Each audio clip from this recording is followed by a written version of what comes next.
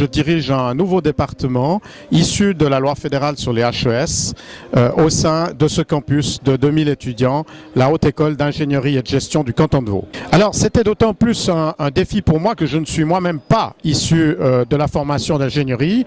Je viens du côté gestion et du côté de l'enseignement général. J'ai formé beaucoup d'adultes en formation. C'était au fond par le métier de la formation que j'arrivais sur le sujet, pas par le métier de l'ingénierie.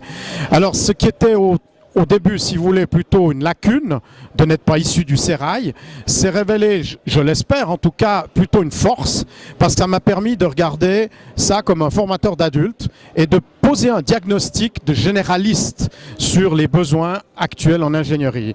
Et alors, comme vous le savez peut-être, parmi les différentes formations que nous offrons, cours généraux, cours ponctuels, nous avons aussi des 5 à 7. Et j'ai eu la chance d'accueillir comme deuxième orateur Daniel Borel, le patron de Logitech depuis élu Suisse de l'année.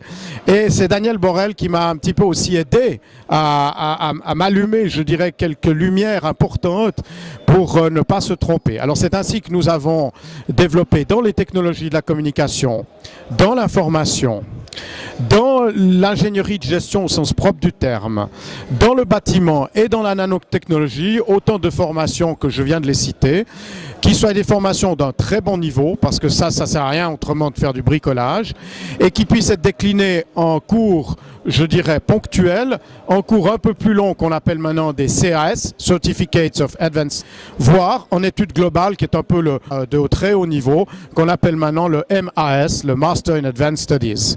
Un Master of Advanced Studies, à ne pas confondre avec un master, ça vient après l'obtention du master ou du bachelor, et c'est un titre de formation postgraduée qui est le plus haut titre dans le cursus HES.